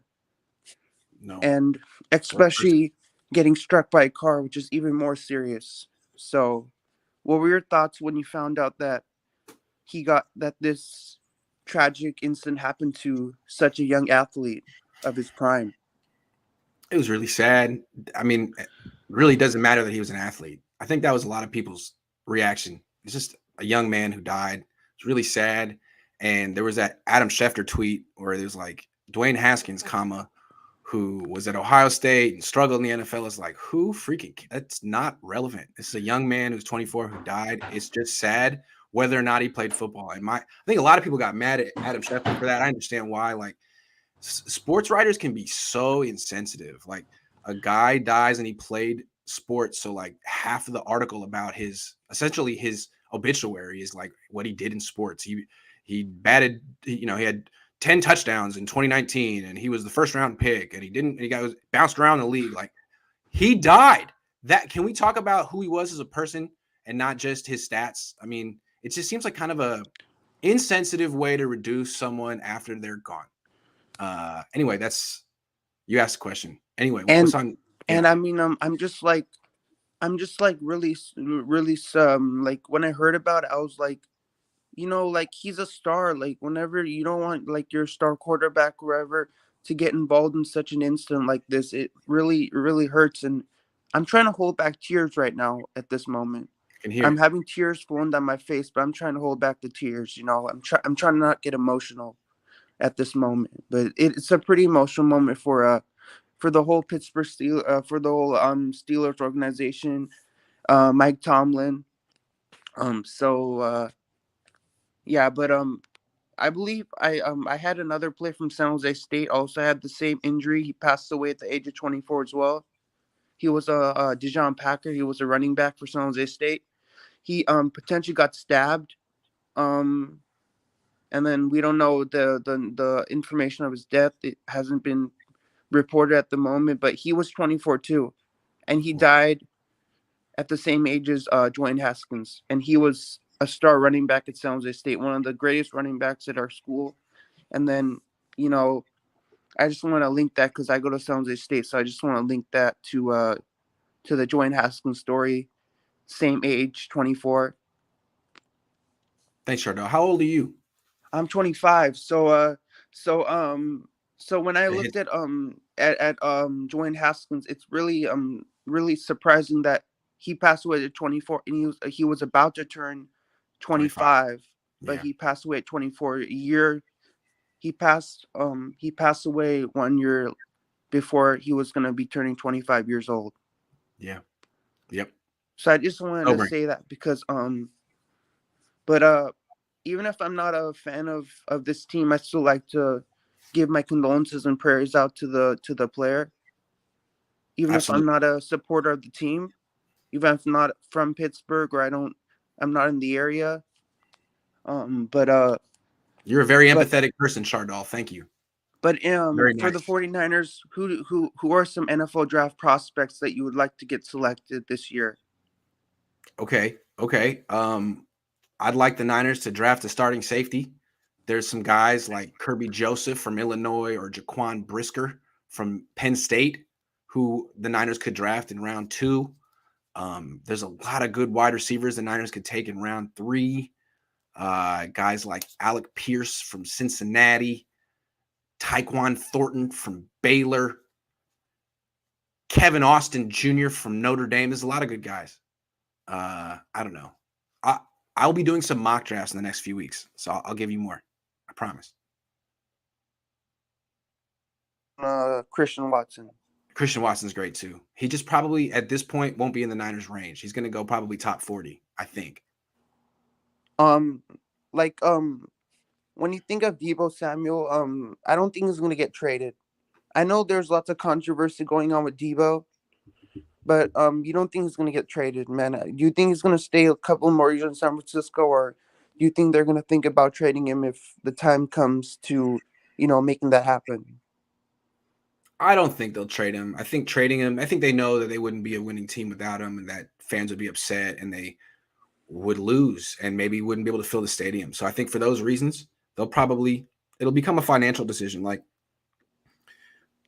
probably have to pay him more than they want, but at the same time, they'll know that it'll cost them money to get rid of him. Money at the stadium. I mean, he's a great player on the faithful, but if we see him go, it'll kind of suck because I love Deebo. I mean, he's a great athlete. He has lots of talent under his arsenal, and then he's willing to show it on the field, and that's what I like about football players, that he has all this talent and he's willing to express it and prove people wrong, who've been doubting him for the years and years in his career. I agree. I think this is the kind of guy the Niners have been searching for since T.O. left, and it'd be kind of silly to get rid of him at 26. That's a little young. Have you ever seen Deebo pull off a stiff arm in an NFL game? Yes, absolutely. Like, who has he stiff armed? Have you seen? I forget. I'll have to look, but I think you can. If you search Google Deebo Samuel stiff arm, I bet you'll find some pictures of him doing it. Who do you think's the most intimidating player on the 49ers right now? Ross Dwelly. Like how? I mean, just his face alone. I'm terrified of Ross Dwelly. Who do you think? I mean, when they signed Ross Dwelly, what did you think about that when they re-signed him? Super Bowl. I thought there was a show on CG. He was doing a roundtable, and he asked everybody what are your thoughts of them re-signing Dwelly? And then everybody had different thoughts about it. I said that I gotta tell Grant and see what his thoughts about it are when I post CG. Super Bowl. We gotta get him the ball though. Yeah. Yeah. But man, I gotta take a couple more calls. I hate to wrap. Is there anything else you want to say? But it's great coming on your show. You slay the show every single day. You get so many great callers on your show. But You're the I GOAT, can't though, wait man. You're the GOAT. dude, I can't wait to call in next time, man. I love calling in. You always are prepared and you do a great job. I'll do another one soon. Thank you. Good to How see did you. I do on the speech on Dwayne Haskins? Pardon? How did I do on You did the A plus. You did speech? great. It was from the heart. Yeah, I It was always great. say things from the heart. That's You do. that's what makes me a good person. I have a good heart. I agree. That's clear. Okay. All right, Shard Dog. Go have a good Saturday. Hey, see you, Grant. See you, man. NY Niners says this situation is a good thing, guys. This will force Lynch to cut Jimmy. There's no way Kyle keeps Jimmy over Deebo. He needs Trey to look good. That's an interesting way to look at it. I don't disagree.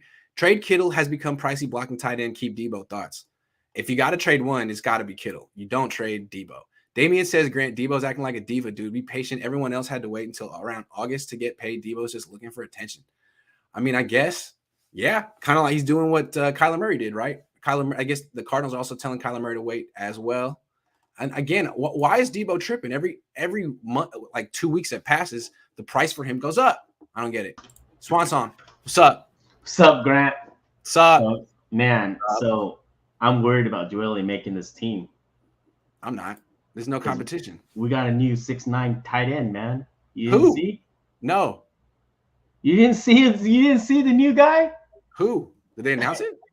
It's Mike McFloppy. Oh, you got me. You got me. He's in trouble, man. He's gonna be our end zone target. Yeah. So you know what's crazy is that there's like still really good free agents available, and the Niners aren't interested at all. Like Stephon Gilmore, Tyrann Matthews still available, and they're like, we're good. You know, Davian Clowney, Dwayne Brown, Odell Beckham. I mean, Jarvis Landry, Justin Houston, Steven Nelson, Bryce Callahan, Eric Fisher, J.C. Treader, Dante Hightower, Ndamukong Suh, Melvin Gordon, Cole Beasley, Anthony Barr, Deshaun Elliott, Riley Reif. Like the Niners are just, like, we're good. We're good. Nah, we're good. Yeah. You know, the thing about it is I've been hearing a lot of fans lately. It's been I guess it's been going on. But like, I get it. The NFC is gotten weaker. That's obvious, right? But there's still a few teams that are going to be up there. But the 49ers, to me, last year never felt like a championship team. Like, sure, they could have done it just because there's luck in every football season. You could be that Cinderella team. You could be that team that's the underdog and win it. But at any point last year, did they feel dominant to you? Like at any point? No, never. Yeah, squeaking out wins. Inconsistent. Sure, they were a scary team at the end, like where teams like, oh, you don't want to play the Niners, right? But they weren't seen as a team that, oh man, they're gonna win it. And usually, Super Bowl teams, at least for the 49ers, that's always been the case. Like all the years that I can't comment on 81 and 84 because I was too young, but like every Super Bowl team after that, even the contending teams that didn't win the Super Bowl, they were dominant. At certain points of the season, they were dominant, Yeah. The 2019 team, that was more of a magical season because, they came out from nowhere. They went from last place to first place. Yes, they dominated, but they weren't seen as the team like, oh, they're going to win it all. They were seen more as like a Cinderella team, right? Like coming out of nowhere. Like, and 2020 was, probably the year that they could have came out and been seen as a dominant team. But, all those injuries happened and, forget that, right? So 2021, it looked good at the beginning, but then how inconsistent they started and things like that. So, like, this team, like, I'm not saying that they can't win one, right? Because right now we just don't know what's going to happen at quarterback, right? Yes, even if Lance starts, he's still unproven. I like him. We all like him, but we still don't know, right? As far as Deebo goes, like, I feel like being an older fan, like I've gone through like 3 divorces already. I'm like that dude. Like I've gone through 3 divorces, right? Meaning that I've seen players come and go. Like I've seen guys that I've loved. Okay. Yeah, you know what I mean? So I'm kind of like, I don't know. jaded when it comes to that. I mean, I get it that some fans are like, no, we can't lose Deebo because like that's the first guy they've ever seen dominate like this, right? So I get that attachment, right? So, but if they can't, I mean, I'm not saying, I mean, I love Deebo too, but if they can't get it done, and let's say he's traded, we're just going on the hypothetical that he's traded here, right? I mean, it's not all bad, right? If he does get traded, I don't want it to happen, but it's not all bad because this, okay, like this team has holes on the offensive line, right? This team could use an edge rusher, right? Like if they got early draft picks for this year and got like a guy like Linderbaum or Jermaine Johnson, like one of those guys or two of those guys, and then add a receiver, man, wouldn't you be excited about that team as well? Like I would be. I mean, are you sure that Linderbaum's going to be great? I mean, they say he's generational. I'm not. I mean, you can't ever be sure, right? I mean, I'm just saying. But I'm just saying. I mean, I understand what you're saying because like with the Buckner trade, they traded the number 7 pick for the 13th pick. Like his value went down somehow. I never understood that. Whereas with Deebo, you'd be trading a second round guy who was a second round pick for a first, 2 second. Like you could say, well, I mean, look, we got all this value for him. We traded high. I still think it'd be a mistake, but I could see why people would be excited about all those draft picks you got. Yeah, and then and on the other side of the coin, think about next season, right? We get Deebo back, right? I mean, he's going to be back regardless, anyways. I think, like, I don't. First of all, I want to say that he's probably going to be on this team, more like 95% chance, right? I'm just talking about the other 5%.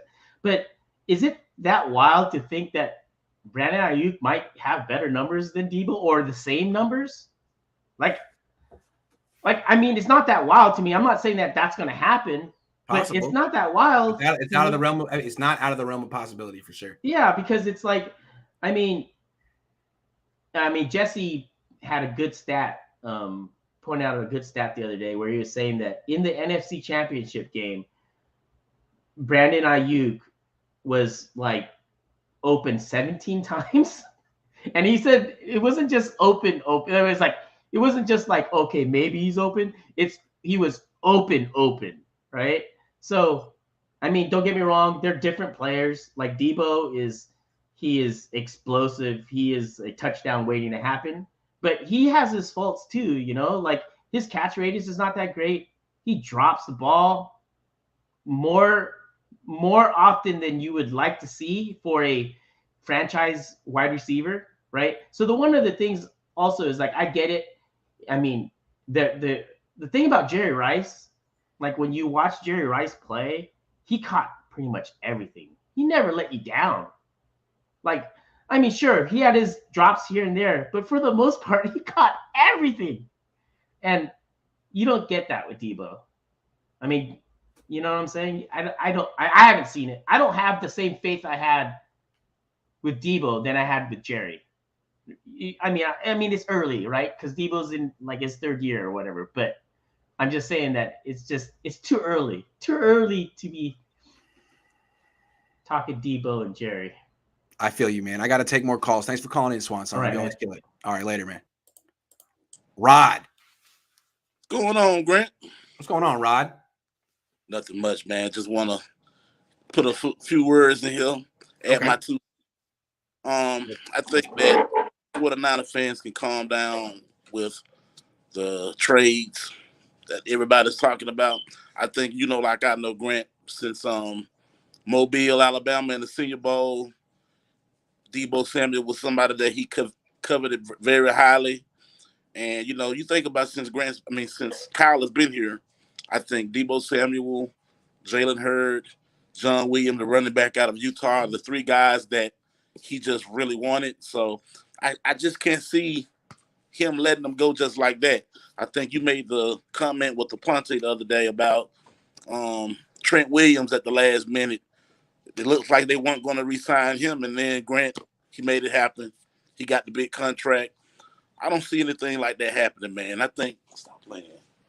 More than anything, I think that going forward with Trey Lance to the helm, I think that Deebo Samuel gives us more than just a possession receiver. Mm-hmm. Possession receiver is what he really is, but he has the ability to give you that home run threat and I think that's just going to be an extra when Trey Lance takes over.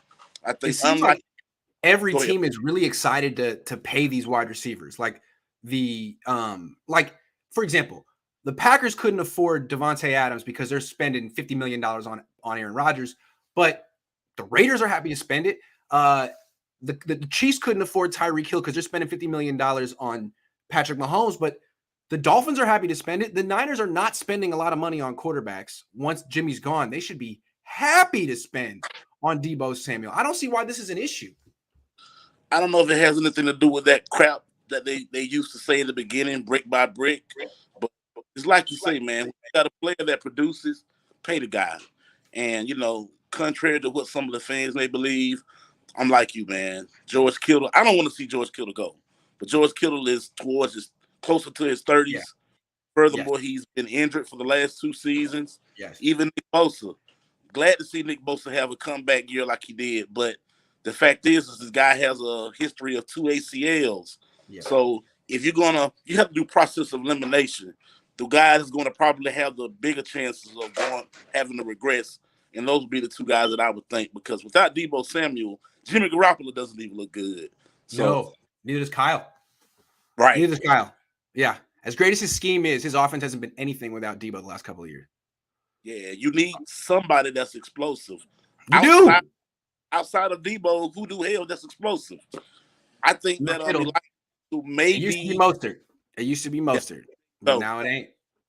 And I mean, the only reason why Elijah Mitchell, I think, has the chance of going to that next level is because of his 4.3 speed. But he has to find that 4.3 speed within his scheme, and I haven't seen that yet. Just like you said, if you keep giving this guy 20 to 30 carries a game, he hasn't shown the ability to stay healthy. So, just want to put that. Yeah. Well, good call, man. Thanks for calling in. All right. Thanks for listening. Of course. All right, Rob. See you next time. Have a good. Dude says, hold on. Need to get a Grant Cohn QC T-shirt. It's on the way. I promise. We're getting the designs done. We got to get someone to make them, but they're gonna be out there. Don't worry. Drake is a Niners fan. I hope not. What's up, man? How you doing? Grant, what's up, baby? Are you Drake? No. What's up? How you doing? No, I appreciate you. Listening to all this talk about Deebo and stuff. Listen, he's not going anywhere. Yeah. He's not going anywhere. Better not. And I think the problem is with the Niners, it's leadership. We're talking about players. Players going to play. At the end of the day, there's a lot of problems with leadership on this team. Yes. What do you think? Well, where is the leadership? Right? I don't see it. It's like I don't see it. Void. I don't see it. We got a coach that can scheme anything. We got John Lynch, who's like, I don't even know what he is. Yeah. You got He's like a media liaison. Liaison, exactly. He's a media right? liaison, yes. You got Prague, who's behind the scenes, like running the show of people's money. Yes. And you got the Yorks that I think they're just happy to have a stadium in a shitty place. Yeah, happy to have a team that's printing money. I mean, the Niners really print money more than, the Raiders are. If the Jaguars aren't lucrative, the Niners are lucrative because of what they did in the 80s and the 90s. Yeah. Yeah. Yeah, I mean, you're my generation, I think. I'm an 83 baby. And I remember watching those Niners and being like, this is the team. I'm going to buy the jacket. I'm going to buy the jersey. Yeah. Not anymore. Not anymore, man. Not anymore. Not anymore. Well, that's how our generation feels. I think the younger kids don't understand, but. Well, no, they don't. No, they don't. It's not the same. Yeah. And I mean, so even following you through, like, since you jumped on YouTube here and like watching all your stuff, very refreshing. Thank you. And just like following through the playoffs, just like you could just see that like it's not, the organization feels like it's falling apart to me as a fan. Yeah. Right? Yeah. Like it's not the same Niners. No. And everyone's talking about Deebo, and I know you have to do all your stuff about Deebo and Kittle and all this kind of stuff, get some clicks. But like Deebo's not going anywhere. Yeah. Kittle's not going anywhere. No. But at the end of the day, it's just like, but who's running the show? Just like, who's going to get over the hump? Who's going to be the You know who's leader? running the show? Jimmy Garoppolo. Oh my God, dude! Please don't say Maybe that. that's why he's so loved in the locker room, Please because he's don't actually like the only leader there. What's he leading though? The players. What is he leading? Right? I don't What's know. he leading? The league in interception percentage. I don't know. Oh man, the amount of arguments I have with my NFL buddies, man. It's like, yeah, but Jimmy's the guy. I'm like, Jimmy. I think I saw a stat. Jimmy has never thrown over 250 yards more ever back-to-back games. I believe it. I believe it. I believe it. That's a quarterback in the NFL? Yeah, it's a quarterback. Come on, yeah. man. Come on. All right, Drake. I got to take some more calls before Appreciate I wrap it. Thank you, Grant. Thanks for Cheers. calling in, man. All right. See you. Bay Area Baller 18. What's up? What's up, Grant? How you doing? I'm all right. I was up late last night, so I slept in, and I see the Dwayne Haskins news and Grant Cohn's live, so it's just like a bunch of things rolling through my head. But I'm gonna try to switch up the tone a little bit. A couple months ago, you did your Bay Area Baller impression, right? I'm sorry. You can get me back now. You can get me back. You got the hat. I mean, you got the hair. You got the polo. Do it. Roast me. That's right. I thought it was all right, but I think I could top you. So I'm gonna give it my Grant Cohn impression. Here we go. So I was coming back from Levi Stadium, cruising in my Stinger, right, with my new subs. I told you guys I got some 10s in the back. Ooh, they sound so crispy. 12. A 12. Oh, I got the 12s in the back with the boom. Brings me back to 2005, back in high school. But I'm cruising in my Stinger, listening to Pilo the whole way, even though he's only got 3 good songs. I'm listening That's to a Pilo. lie. So good. Pilo, so good. He has at least 7 good songs. All right, keep going. Oh my God, this camera. Oh! I spent $1,000 on this camera. Worst $1,000 I ever spent. And I'm the guy who bought a Kia Stinger. Damn, this damn camera. Okay. Parag, I got to talk to you, Parag. You're not very good. I'm sorry, Parag. Not very good. The D Ford contract, where were you, Parag? Jimmy Garoppolo, Parag, where you at? The last topic I got for today's show. I got a way the 49ers can get back on top. They got to trade George Kittle. Boom! Trade George Kittle. That's all I got for you. Best impression I've ever seen. That was I'm touched, man. Thank you. So good. It was so good. Man, I did this Cohn phone for you. Yesterday, you were like, you're gonna do a Cohn phone. I was like, man, I don't know. All right, for the baller, I will. You know what? And that's why I hopped on. I got out of bed, put on this polo, and was like, let me hit the Grand impression. Oh, but you didn't button the top polo. That's how I do it now since last week. Oh, fuck. My bad. All right, man. Hey, well, I got to give you one draft crush. I can't just hit it with the impression and dip out. I mean, that was the main point. But I got one pass rusher who you got to check out because I'm seeing him as like a 3rd or 4th round value, and I think this guy's potentially like a 1st round talent. And it's Sam Williams out of Ole Miss. Check this dude out.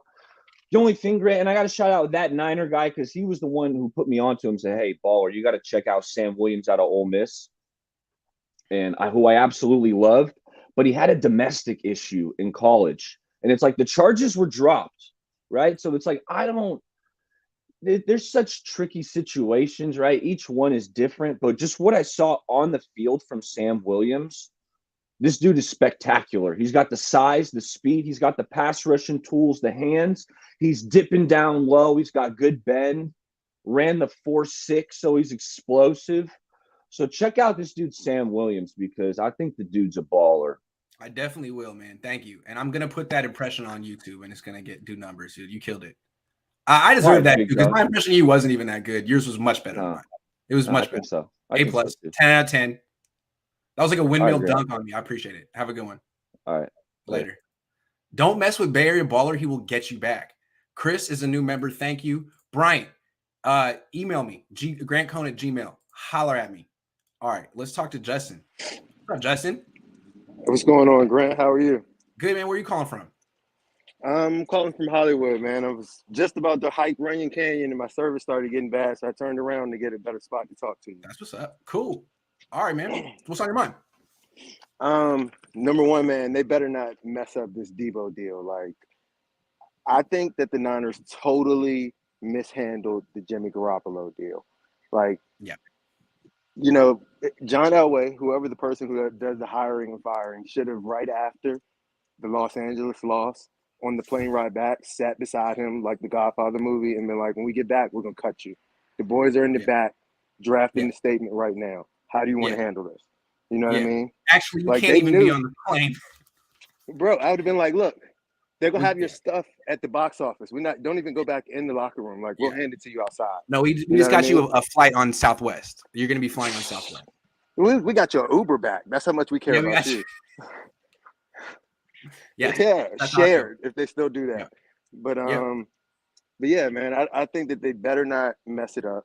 Like, I've been a Niner fan for a long time since I was born in the early '80s, you know, and so I grew up through all the dynasties and all of the pristine play, and we don't handle mediocrity well. You know what I mean? We don't like mediocre quarterback play. Jimmy's mediocre.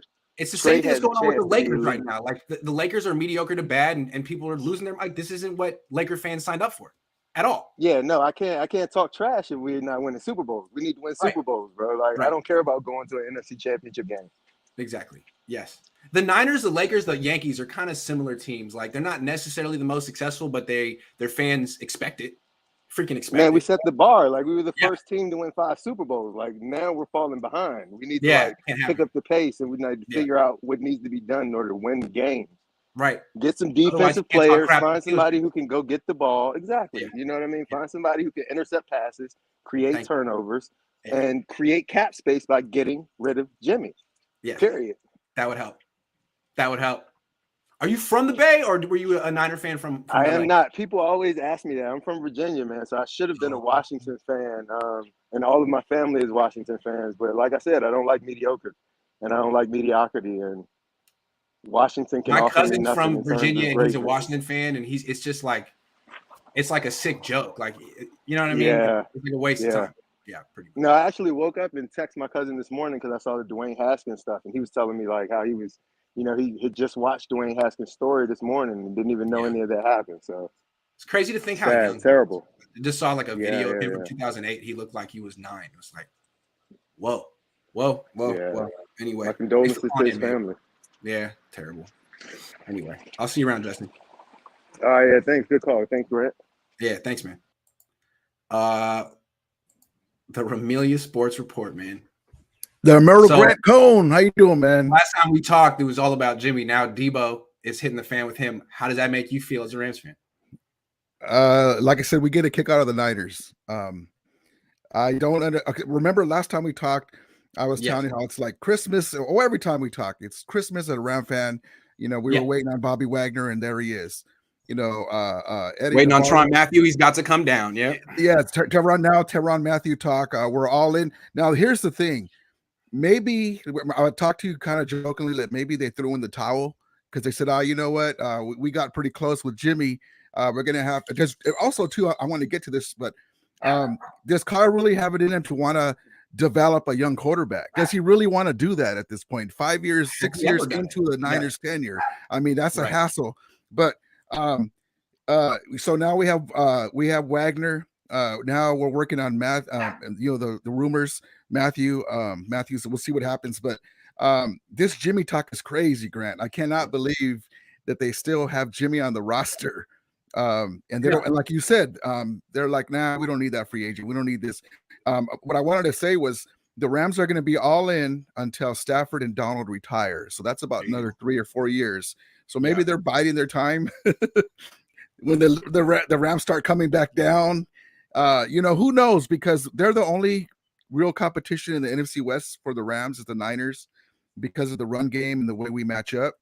And who knows? Maybe we'll all get our mouth shut and the Cardinals win the division. Who knows? But but the Deebo that you said, he understands that he's the offense. As great as Kyle Shanahan has a reputation for scheming things, he was amazing scheming Jimmy, hiding him. so that way they can get far in the playoffs. Deebo knows that he's the load in offense. Without Deebo, the Niners have no offense. As great as Kyle Shanahan is at offensive plays and things, he knows that he's looking at another heavy load this year, and he might get hurt. So why not go for your money now? Because basically, if he's used as running back a lot of times, the shelf life of a running back is about 3 years. At best, yeah, So 2.5 maybe. So that's why he's going for his money. So, I don't see him going anywhere. I tell you what, I think I can offer this for less need. We'll give the Niners a 2025 and 26 first round pick, and we'll take Deebo off your hands, and we guarantee we'll play him when he needs to be played. They can build picks. They like to save picks. Here's some picks, man. You like picks. You like. We'll give you 2 first round picks. We like all pro players, man. Bring them right over here. We'll give him a picture of Donald and a poster of Donald and 2 first round picks, 25th and the 25th and 27th. Like, if any team would want to pay Deebo Samuel a lot, it's the Niners. I mean, he's the whole team. He's a monster. I mean, we kid about him. Donald, and that's the ultimate respect that Donald pays to Deebo, because they don't play each other. I mean, Donald's on defense, but he's usually running away from Donald. But he says Deebo who, because he's just backhandedly giving him respect. They know all the Rams respect Deebo. They love that guy. OBJ went up to him, and all that stuff. Yeah, they know he's the best player in the team. But here's the thing too. They know he's the reason that they lose to the 49ers a lot. Yeah. Oh yeah. Especially when Goff was there. Oh my goodness. Yeah. I could have played quarterback and we could have lost like that. I mean, but check this out. The Rams take care of their players. Like Kupp is like the 17th paid wide receiver, and we're still trying to extend him. We want that, players talk to other players. We want that reputation that we'll take care of you if you come with us. Vaughn was saying, man, it was hard, even though they're offering us Buffalo all this more money. It was hard to leave the Rams. He was saying that. I love it there, blah, blah, blah. Well, the Niners are known for kind of being shysters when it comes to their players. Recently, because look what they did to Richard Sherman. The union had to get involved because they took advantage of him in the contract because he was representing himself. I don't know if you remember that. They did a contract and they had to go and they had to adjust some things because it was such a bad contract for Richard Sherman. So that's one thing that has to be brought out too. But they have to take care of this guy because without him they have no chance. Without Deebo, they're going to be behind the Arizona Cardinals, Grant. You know that because you see it all the time. That's true. That is true. And but let me ask you this, Grant. So do you really think that Kyle would be all in developing a quarterback? Let's say Trey Lance struggles and Jimmy's gone. Are you going to bring in the great Nate Suffield to? I don't know, but doesn't it seem like Kyle's kind of like delegated the development process to Brian Greasy? It's like we got Brian Greasy. He's going to. And why bring him in? I mean, if you have to give this is if I was running the organization or if I was a big name in there, I'm bringing in Steve Young and I'm giving him $20 million for 2 years to be a consultant, not even a full-time, just a consultant in the offseason, have his ear. I mean, he has it anyway. He loves the Niners and teach him the right way. And like I said, I would have brought in Tyrod Taylor to help the guy and tell him, hey, this is what you look for. But, I don't understand that. But I love this Kyle Shanahan face when every time he sees his buddy McVay. Darn McVay. Man, But you were anyway, having a really fun offseason at the Niners' expense, and they're giving you so much material. I love it. I love it, Grant. And God bless you, man. It's a heck of a show. I love your show, man. You're awesome. You tell it how it is. You hold their feet to the coals. And like I said, I want to play the best. If the Niners whip our butt during the regular season, that actually made us better. Every time we played the Niners, from the first debacle when Woods went out and we're kind of in our feelings, right. Woods was gone for the season and we're like, oh, not again, right? We had just got all these guys. We got our butts kicked in Santa Clara, and then we played better. And then in the last game, almost had them. We had that lead. And then the championship game, we adjusted. So I want the Niners, and it's like a championship boxer. You want good, good sparring partners. So we want them to be good. I want to beat the best. And, I don't mind having them down, but there's not going to be if we get cruise to the title, what is that going to do for us? Except maybe for injuries, but we'll see what happens. We'll see. What is it? Week 5 48 now or 150 with the Jimmy Garoppolo still on the roster? I don't know. It's getting. I'm losing track. I got to take one more call, man. Thanks for coming through. Let me ask you one question before you go, Grep. Thank you. Has he said, Kyle Shanahan, Trey Lance is my starting quarterback? No. He said he's ready. That's why we tried to trade Jimmy, but he hasn't even said. He said there might be a quarterback competition. That's crazy. Crazy. Okay, great. Thank you, brother. Man. Take care, brother. Take care. One, You too. You too. All right, one more call. This is going to be Irvin Niner Johnson. He was first in line, but then he fell out. Everyone else, I'm sorry. I took this for 2 hours. I got to go on someone else's channel at 11. So I need to use the restroom and have a little breakfast. So I'm sorry. I did as much as I could, and I'll do another Cohn phone soon. I'm so sorry, Joshua and the Tyler Drake. But yo, Irvin. What's up, bro? How are you, man? Where are you calling from? I'm actually calling from the other side of the nation. I'm over in Laurel, Maryland. Right? Okay. Nice. About 20 minutes from Washington, D.C. Cool. All right, man. A lot of Niner fans call in from over there for whatever reason. Yeah. I saw you got a guy from Virginia earlier, so I'm not too far from him. That's right. All right, man. What's on your mind? Nothing, man. I was just listening in. But 2 points I wanted to make real quick. The first one was just watching that last game, which, again, I don't want to relive it. I don't want the fans to have to relive it, but watching and just kind of reliving it and comparing the team that the Niners were the first half of the season and the one that we saw the second half of the season, I would have to err on the side that they looked more like the one we saw. And I think that team going into this year is that team we saw at the first half of the season. That's the true identity of that team right now. It's more closer to that. Yeah. So I just want, the fan base, I might be wrong, and I hope I am, but I just think that, it might be a little bit more of an uphill battle than we think it's going to be. That's what I think. I mean, I look at the schedule and I can see a 6-11 result. I could see a 7-10 result. And what's rough about that is the Niner fans are going to blame Trey Lance for that. Where to me, I don't know. I mean, it might be his fault. We'll have to see how it plays out. But he didn't play last year. He should have played last year. The team got worse this offseason. It shouldn't have got worse this offseason. And the schedule got tougher. There's nothing the Niners can do about that. Nothing. Yeah. And the second point, man, real quick, which will probably be a big reason that this happens is that, Trey Lance, he's going to need some development, man. Yeah. Like, it's not just going to be something that where he's going to come in and we can expect him to be looking like a Deshaun Watson or, even a Kyler Murray. It's going to be an uphill battle. So we got to kind of. What I'm afraid of is in this training camp competition that's probably going to happen. It's not going to be clear cut. There's going to be days where Trey looks better than Jimmy, days where Jimmy looks better than Trey. There's going to be media people that portray it as Jimmy doing great and other people portraying it as Trey doing great. And since it's not going to be clear cut, the Niners might just be scared and go with the proven option as opposed to going with the guy who might improve. That's what I've never understood. Why are you going with Jimmy when you know he's not good enough? It doesn't matter how good Trey is now. What matters is how good he'll be in 2 months if you let him actually play and improve. And how did last year help his development? It didn't. That it didn't. What was he really watching? What was he really watching? I mean, I get it. You want him to have, some time to kind of see the game before he really is out there getting those live bullets. But come on, man. Like Jimmy G. Yeah.